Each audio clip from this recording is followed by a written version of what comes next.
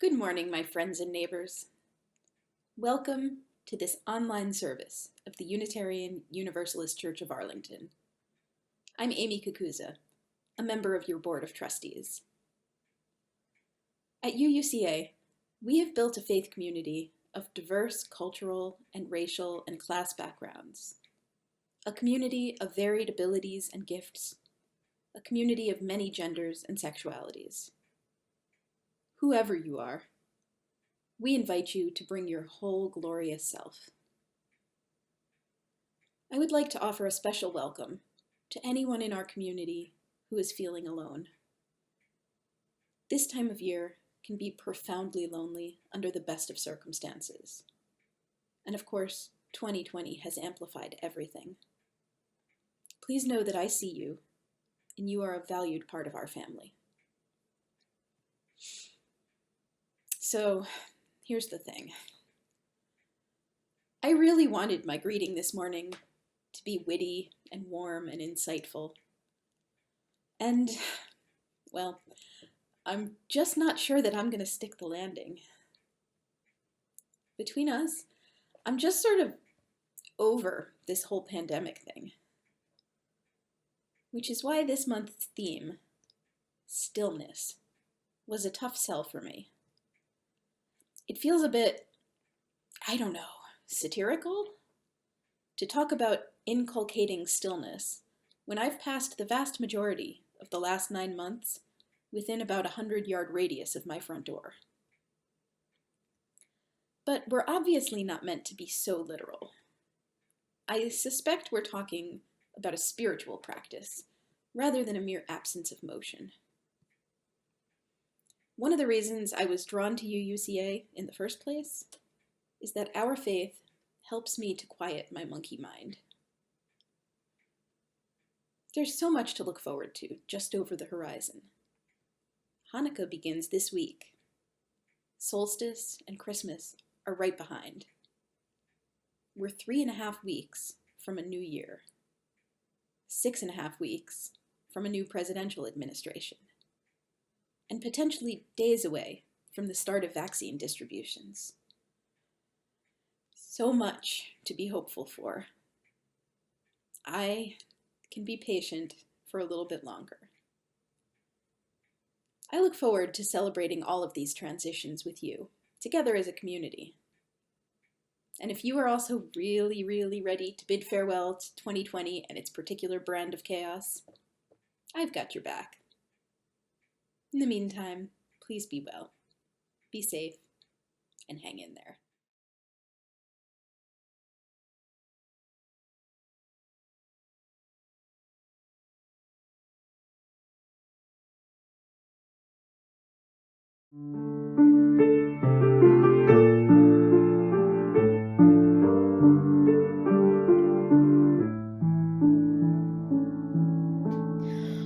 Our faith is but a single gem upon a rosary of beads, the thread of truth which runs through them supports a varied human needs.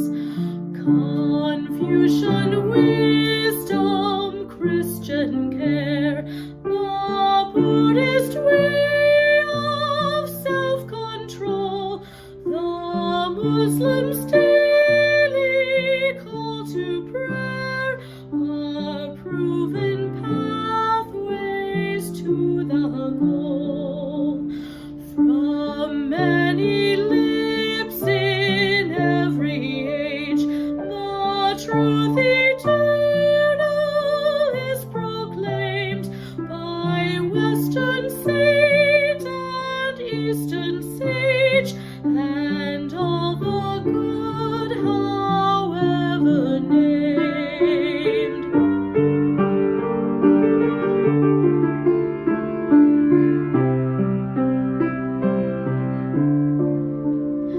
Beside the noblest of our race, our lives as yet cannot compare. May we at length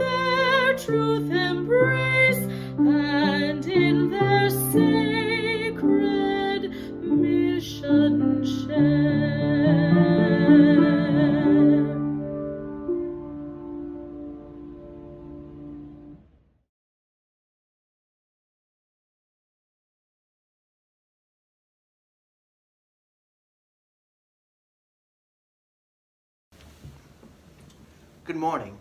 My name is Bill Fogarty, and I am honored to be your worship associate today. I've been inspired by David McTaggart, who, as you might recall, a few weeks ago, did the call to worship from a corner in his house. So I thought I would try a similar routine here, sitting in a corner of my house with different mementos and books and flags here on one side and my humble chalice here. For our call to worship, considering the theme this month of Stillness, I would like to share with you some words by Howard Thurman. There is a need to take time out for being alone, for withdrawal, for being quiet without and still within. The sheer physical necessity is urgent because the body and the entire nervous system cry out for the healing waters of silence. Seek each day, and several times a day, a lull in the rhythm of daily doing, a period when nothing happens that demands active participation. It is a wonderful way with which to begin the day and to bring one's day to an end. At first, the quiet times may be quite barren or merely a retreat from exhaustion. One has to get used to the stillness, even after it has been achieved. The time may be used for taking stock, for examining one's life direction, one's plans, one's relations, and the like. This in itself is most profitable. It is like cleaning out the closet or the desk drawer and getting things in order. Suppose you begin now, this day, with the use of the quiet time in some such fashion as suggested. Let us worship together. Welcome.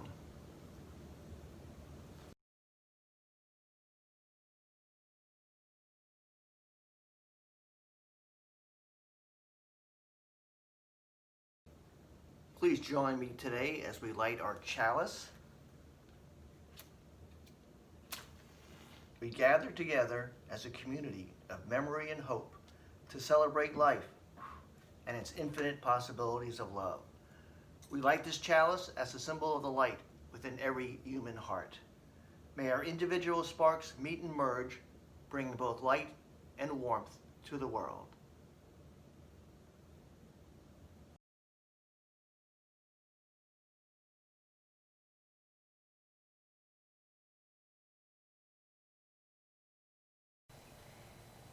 This week, we light the candle for love and the candle for hope. May you find hope, planted like seeds, waiting to bloom.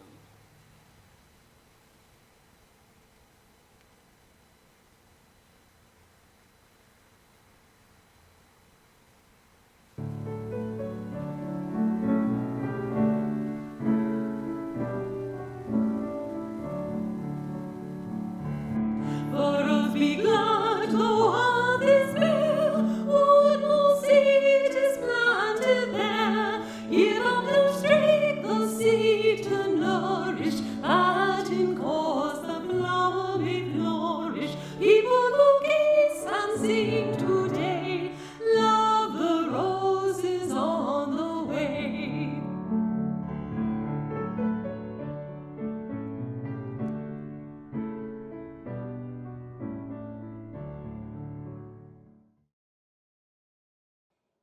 You may have noticed that after lighting the chalice this week and last week, we lit another candle, part of an Advent wreath. I lit that candle at church, but I have a little Advent wreath at home too that I wanted to show you and to tell you just a tiny bit about the Advent wreath tradition. The Advent wreath comes out of the Christian tradition, but it's still lit in many Unitarian Universalist congregations as well, because we have historical roots in the Christian tradition. The Advent wreath begins with one candle the first week of Advent, and then one more candle each week as we lead up to Christmas. Maybe you have an Advent calendar at home where you open a little door each day as you lead up to Christmas. Or if you are really super lucky, have a tiny little gift or a piece of chocolate behind each little door. The Advent wreath is a way of marking time and counting the weeks until Christmas. And it also reminds us of what we are hoping for during the Christmas season. And so each candle has a different idea with it. Last week, we lit the candle for love. This week, we lit the candle for love and the candle for hope. Next week, we'll light the candle for joy, which is usually a pink candle, but sometimes when you're home, you just make do with what you have. And then on the very last Sunday of Advent, we'll light the candle for peace. Maybe you have an Advent wreath tradition at home this season, or maybe you have other traditions that you do during the December month. Maybe you light a menorah during Hanukkah with your family, or maybe a few weeks ago you celebrated Diwali. One of the traditions that I have is collecting Christmas books. This is maybe about a fifth of my collection. I might have a little bit of a problem. They're really holiday books, although they end up being mostly Christmas. I have some favorite ones. Maybe you have those favorites as well. Bad Kitty's not nearly as grumpy as he looks.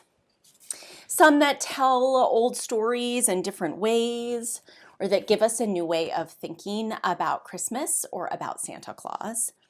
And I even have them in different languages. This Christmas book came from Japan, and I have to have along with it a translation because all of the words are in Japanese. One of the things that I noticed about these books is how many of them, whether they are about Christmas or even about a different holiday like the winter solstice, how many of them have something to do with bringing light. Just like the Advent wreath tradition or like the menorah tradition in Judaism. It's getting dark out much earlier. Perhaps you have noticed that when you've been outside playing. And it can feel so beautiful to hold the light, to bring it in, to light candles, or in the case of this Japanese Christmas book, to get a gift from Santa full of stars inside the box. In this story in English and Spanish about Noche Buena or Christmas Eve, at the very end of the story, the lights come in firecrackers and fireworks all through the sky. All around the world, people light candles to remember things that are important to them, the values that they hold dear. We acknowledge the light inside ourselves and the light inside others. Namaste. The light in me meets the light in you. In Unitarian Universalism, we have a special light as well that we light every time we are together, it seems like, lighting a chalice and perhaps saying special words. The chalice reminds us of the space we have set aside to be together. Maybe you light a chalice at home with your family, or maybe you light that chalice in your Sunday school classes, or remember doing that when we all met in the building together. I would love to see pictures of you lighting a chalice at home, maybe even a little video, or lighting any candles that you have at home. Anything that helps you to bring warmth and beauty into these times when it's night so much earlier. This Christmas Eve, even though we can't be together in the same place as a church community, we will gather together at the same time and light candles in our own homes. We will remember together what it feels like to be bearers of light, bringers of light. So I hope to get some pictures or some videos from some of you showing me the candles in your own home. And I am always taking more recommendations to add to my holiday book collection, which, as you can see, really I could have many more of them and still have plenty of room. So I hope that maybe you will send me an email with your parents or write me a card so I can write back to you and tell me your favorite Christmas or Hanukkah or solstice story, your favorite tradition of this season, whatever it might be, and how you bring the light.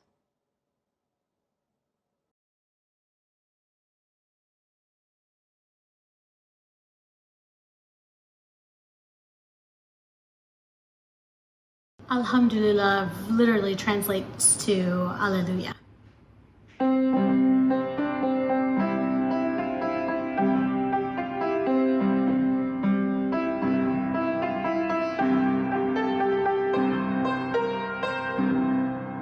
Alhamdulillah, alhamdulillah, alhamdulillah.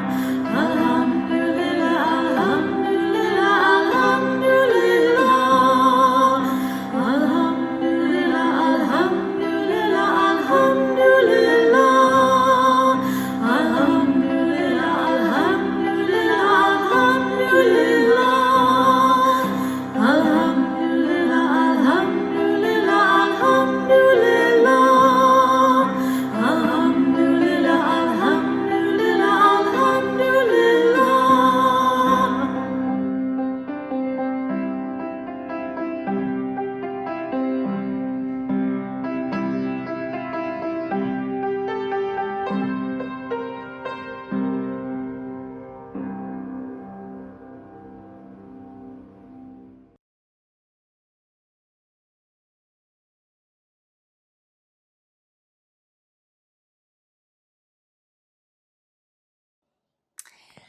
I am wearing this Sunday the stole I received for in honor of my installation as senior minister at UUCA.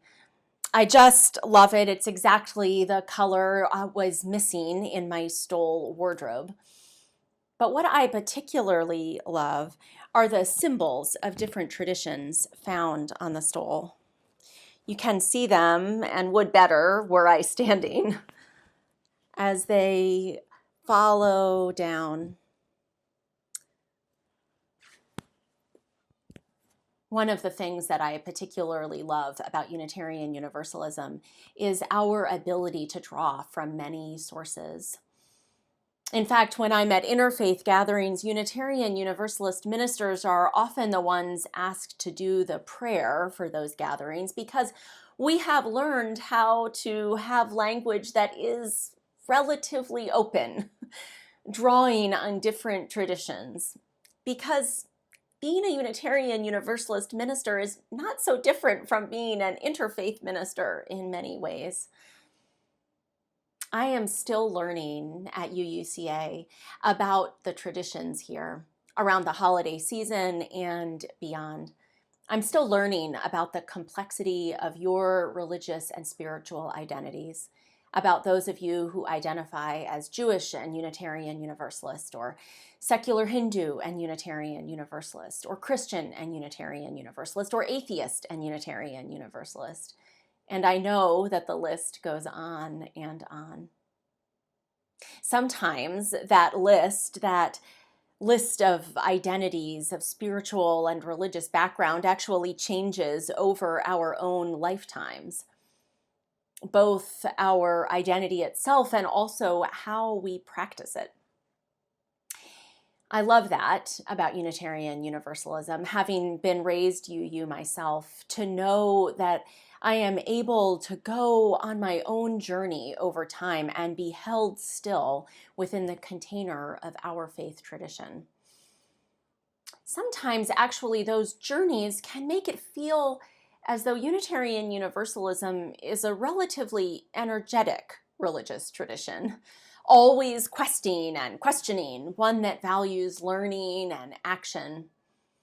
You might be familiar with the beautiful Universalist affirmation that reads, Love is our doctrine, the quest for truth is our sacrament, and service is our prayer. I love that information, but feels a little tiring, doesn't it? Questing for truth, praying, but it's work. Before you come at me in my inbox, I am, of course, exaggerating. Justice is a core part of our spirituality. That's a truth in who we are in so many ways. And with all that questing and learning and justice making, we Unitarian Universalists also need ways to, as the theologian Howard Thurman put it, to center down.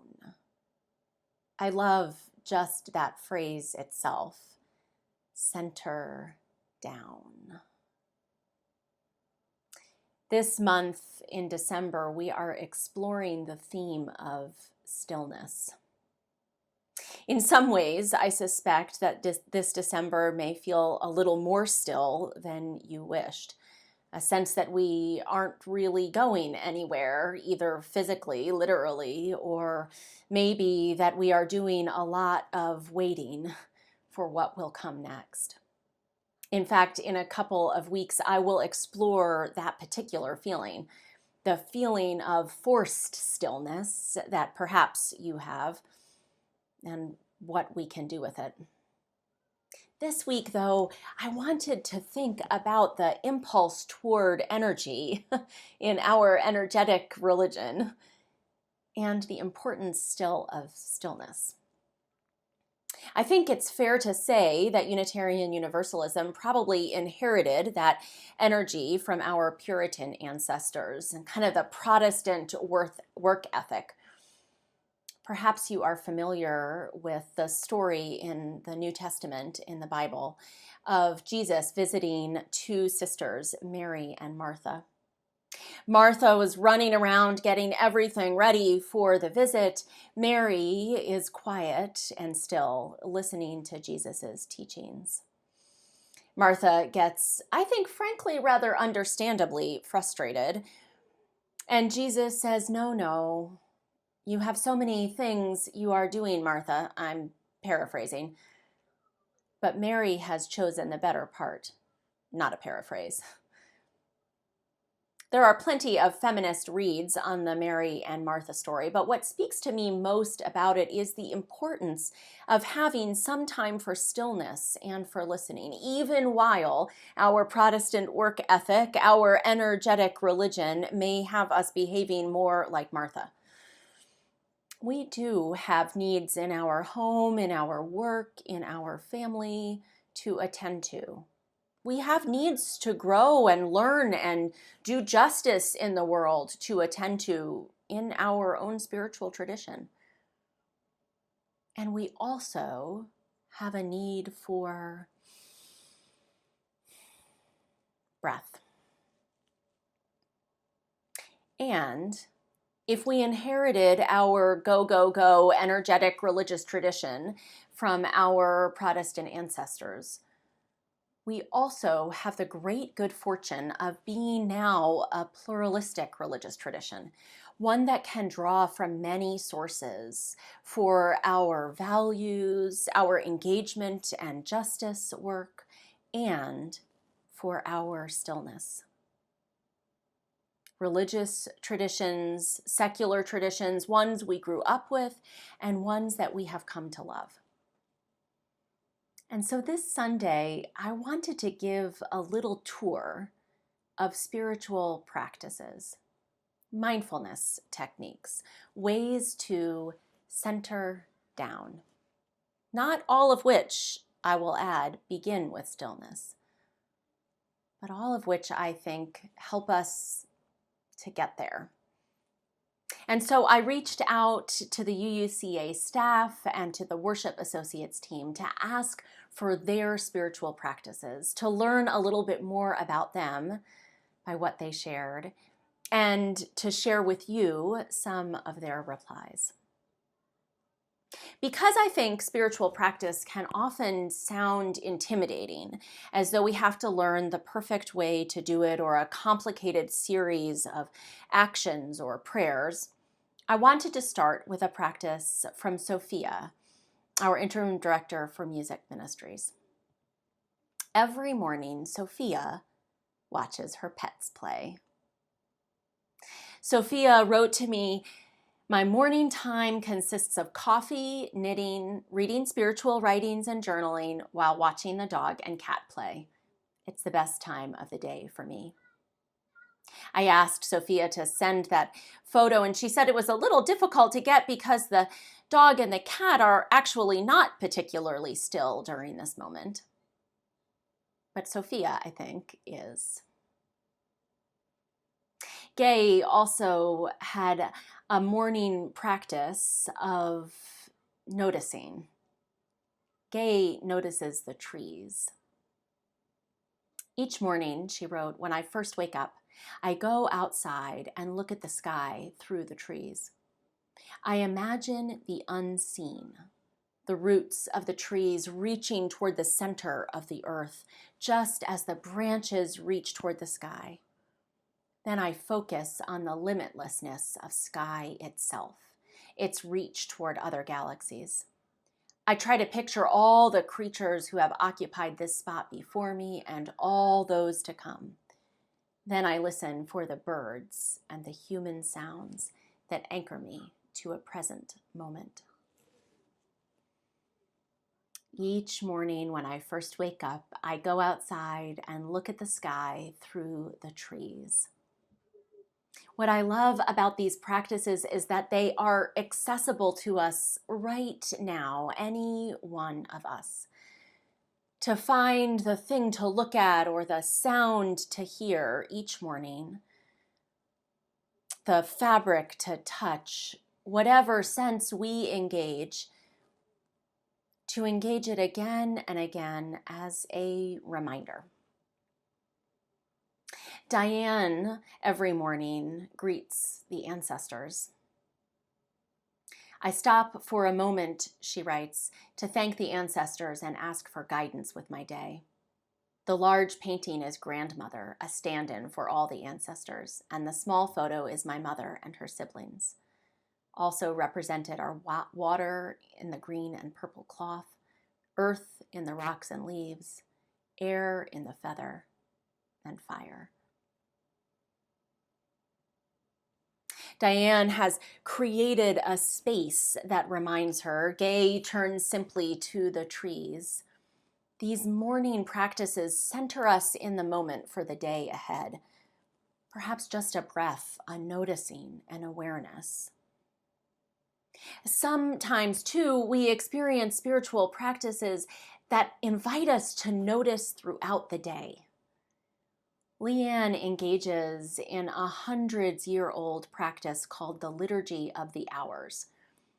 She writes that it is a set of specific scripted prayers, prayed the same way for hundreds of years. Leanne notes that she actually uses an app to pray them, though she does have the printed prayer books too. The Liturgy of the Hours, at appointed times, the chime, or originally the ringing of the bell in the churchyard, remind us throughout the day to pause and notice and center down. The Liturgy of the Hours calls to mind for me the Muslim call to prayer, the setting aside 5 times a day, every day, to take pause, to engage in a set of ritualized practices and prayer with body and mind, to notice. The repetition adds layers of meaning so that even just the words or the motions, perhaps the chime of the clock, the call to prayer, or even the binging of the app might help our body and brain kind of move into the space of reconnection, of remembering. Every prayer in the traditional Liturgy of the Hours begins, God, come to my assistance. Lord, make haste to help me. These spiritual practices, these noticings throughout the day, they help us to step outside of ourselves, of the sense that we and our problems and our challenges of the moment are all there is, and to remind us that we are part of so much more. David sent in a practice that reminds him of being part of so much more. David has a daily gratitude practice in which he seeks to connect to the experience of what he calls gracious abundance. The trick I have learned, he wrote, is to assume an attitude of gratitude. It is a trick, having a positive frame of mind. Here's what David writes about that experience. To practice gratitude means that I must first acknowledge that I am not self-made. I would not be who I am were it not for all that I have been given. The genes of my ancestors, the warmth of the sun, the food that nourishes me. Gratitude also means humility, to know too that I am not unique, that I am made from the same stuff as all of life, that I am no different than anyone else in this world with worries, wants, and frailties. We are all interdependent upon one another. Thirdly, gratitude assumes reciprocity. I am called to give as I receive.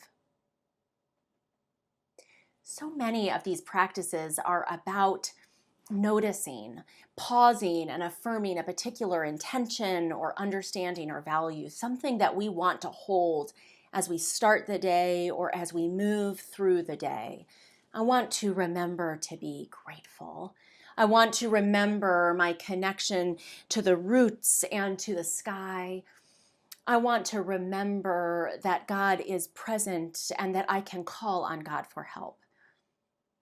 Some practices also invite a creative spirit from us, inviting us to listen within and to share from that listening.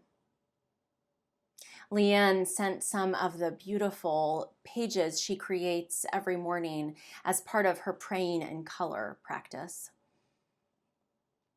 Artistic renderings of what she is holding, what she hopes for, what she prays. Diane sent in her morning pages, which come from Julia Cameron's book, The Artist's Way. I know others at UUCA have used that as well. Diane has been writing morning pages every day for more than 20 years. You know, sometimes I say, you can move in and out of spiritual practice and try it on and use it as long as it works for you. And all of that is true. And then I must say, doing something every day for 20 years surely builds up some kind of deep well of spiritual groundedness. Diane shares, she writes 3 pages longhand first thing in the morning.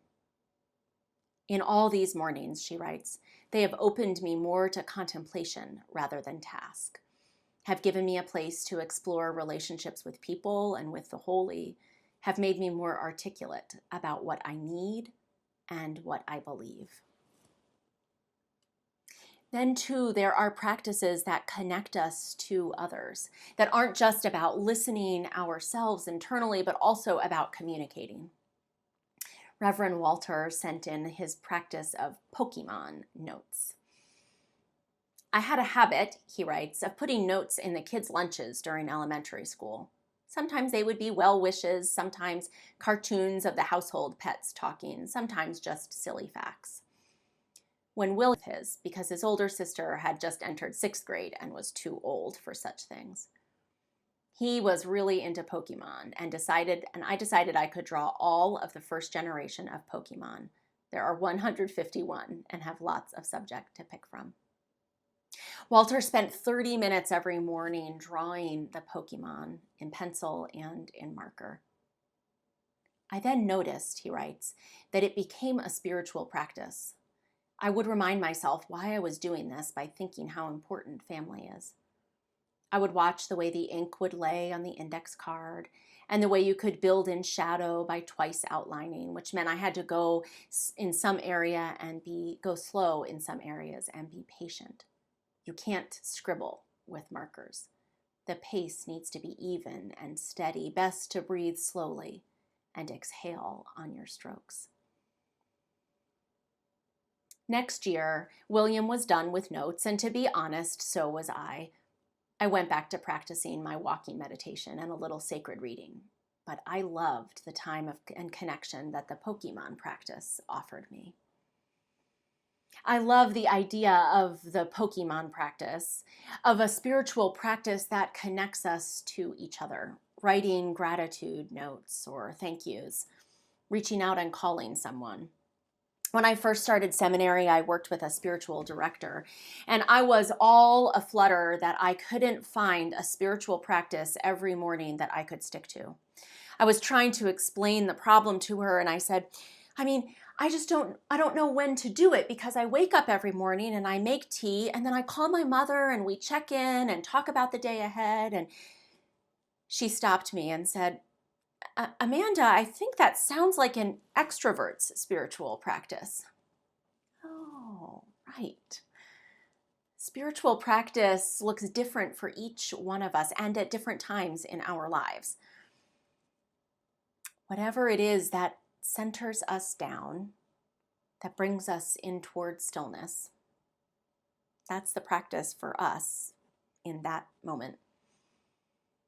Sometimes, in fact, we need a special spiritual practice to hold a time like our Advent wreath or our menorah, or a moment, an experience we're having. Almost like a rescue practice, like you take a rescue inhaler.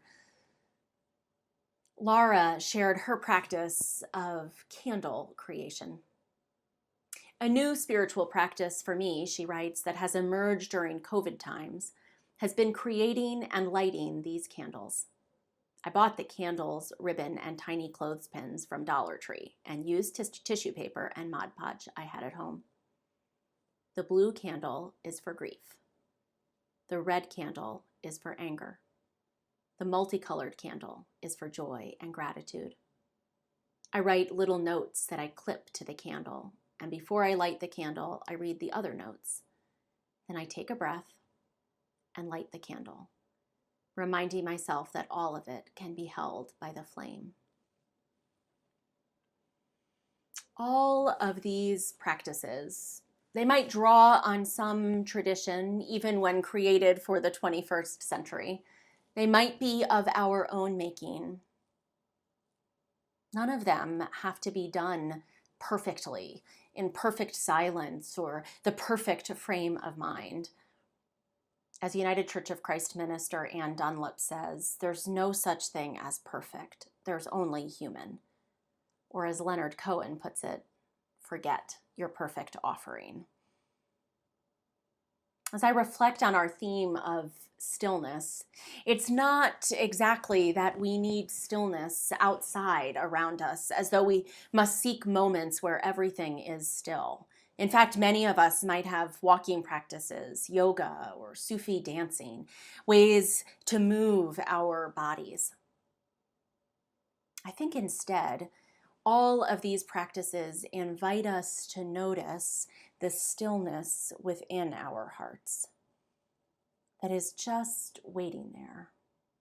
They invite us to reach for it, messily, imperfectly, stopping and starting over time, journeying through different practices over a lifetime, or settling into one like an old friend.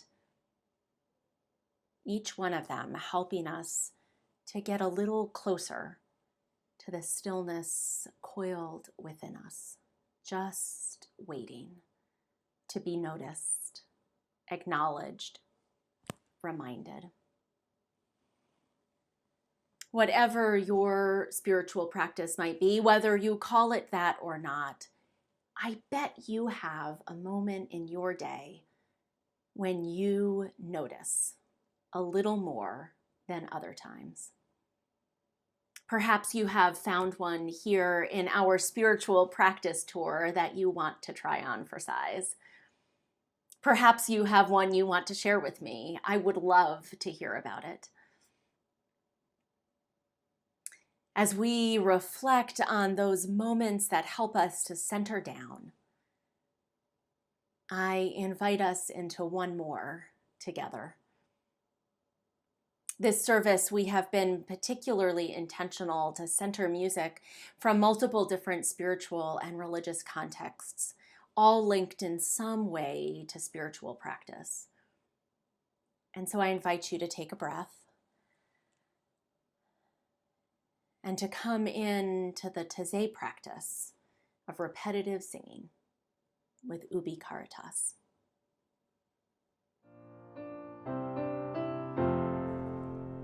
Ubi caritas et amor, ubi caritas Deus ibi est, ubi caritas et amor, ubi caritas Deus ibi est, ubi caritas et amor, ubi caritas Deus ibi est, ubi caritas et amor, ubi caritas Deus ibi est.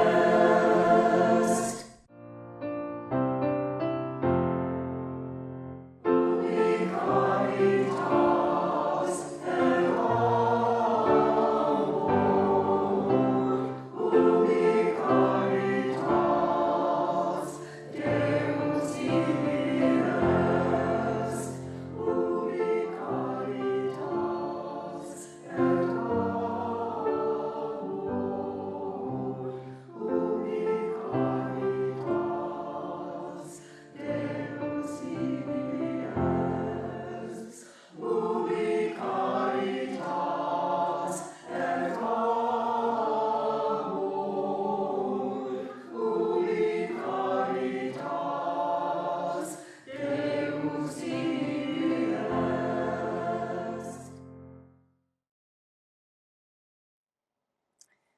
Alhamdulillah, the beautiful song we just heard.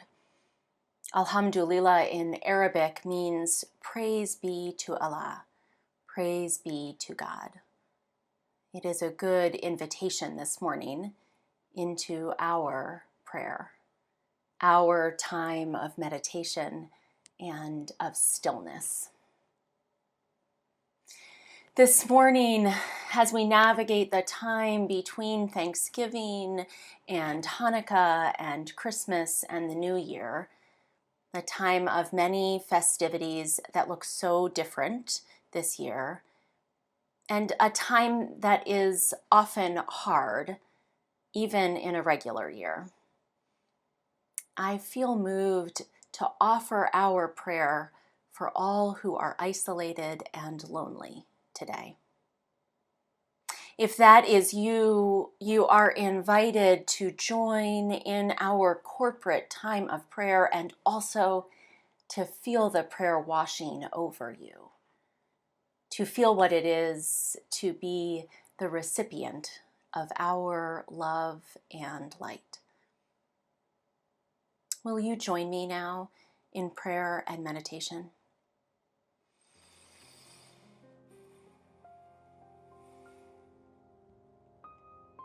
Spirit of life and love, be with all who feel lonely today. Be with all who are indeed alone in their homes. Be with those who are alone and housing insecure. Be with those too who are surrounded by people and yet feel alone. because we know that loneliness is not just a state of how many are in the room, but a state of how understood, how connected, how loved we feel. Spirit of life and love, move among us across the screen and over the miles, reminding us that even in our loneliest moments, that Spirit of love is with us. Curled up perhaps inside our hearts, just waiting to grow out and fill us with warmth. Existing between us in the spaces in between, connecting us to the whole of the community and the world. Spirit of life and love, as we hold especially those who are lonely this morning, let us not rush to fixing, although we wish to hope and to connect. For this moment, let us just notice, acknowledge, honor. To be alone is hard. You are loved. Spirit of life and love, be with all of us in our moments of loneliness. May it be so. Amen. If you are feeling especially lonely right now, or if for any other reason you want to connect in with pastoral care and support, a friendly word and a listening ear, I invite you to write to uucapastoralcare@gmail.com or to our new address, pastoralcare@uucava.org. You can also call the UUCA phone number and choose extension 5. All of those will get you connected in so that we can reach out and connect back. I invite you to share in the chat as we sing Spirit of Life together in a moment. To share in the chat your hopes, your loneliness, your connections and joys. Spirit of life, be with us all in our togetherness and in our loneliness together.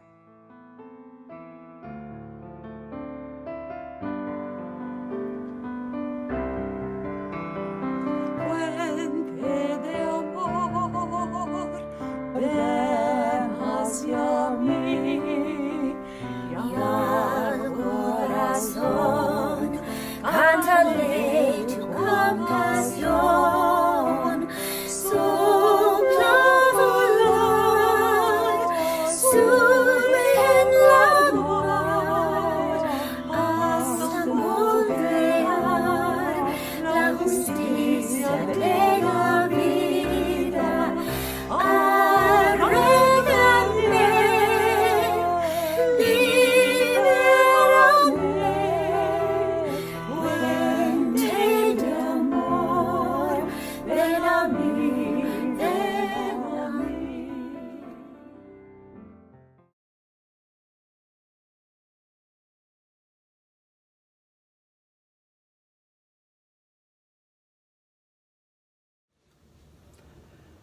I believe this is the 38th Sunday of virtual church.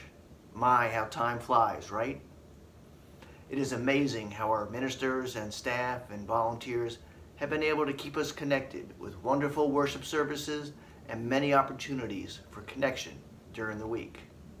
And it is amazing how you all out there watching at this very moment, yes, you, have been so generous in sharing your treasure with the UUCA community.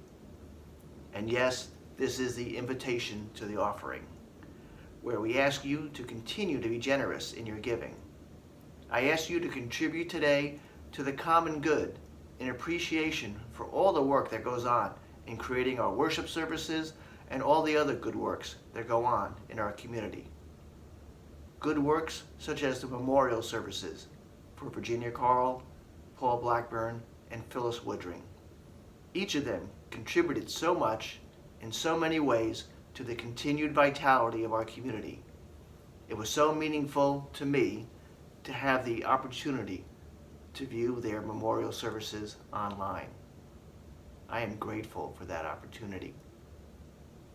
In a spirit of gratitude, I ask you to make an offering today, whether by sending in a check to the church, or by going online and hitting the donate button, or by using your mobile phone. Gratitude is at the center of these ritual words that we typically would say in unison in our sanctuary. Let us be grateful when we are able to give, for many do not have that privilege. Let us be grateful for those who share their gifts with us, for we are enriched by their giving. Let us be grateful even for our own needs, so that we may learn from the generosity of others. Thank you for your generosity today.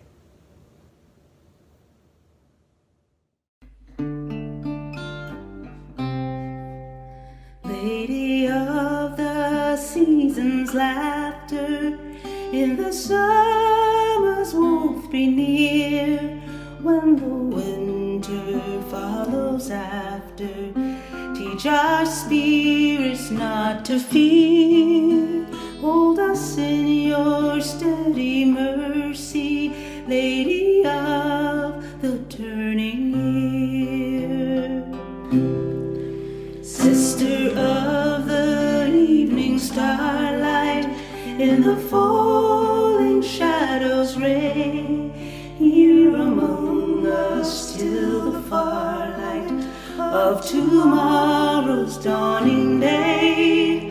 Hold us in your steady mercy, Lady of the turning day. Mother of the generations, in whose love all life is worth, everlasting celebrations bring our labor safe to birth. Hold us in your steady mercy, Lady of the turning earth.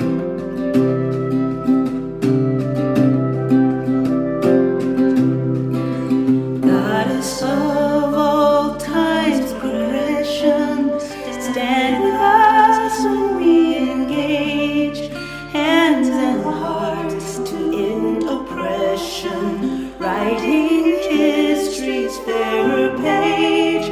Hold us in your steady mercy, Lady of the turning age.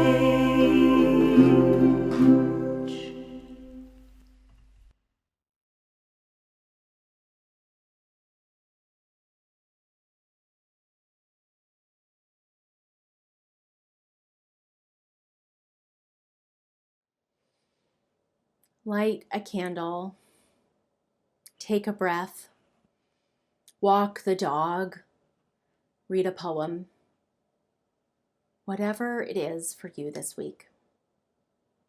I hope that you find a stillness,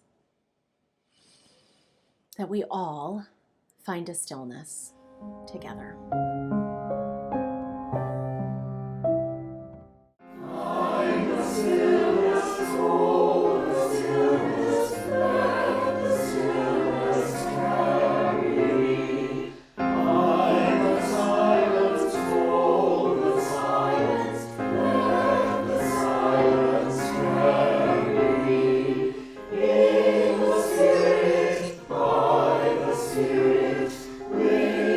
Spirit,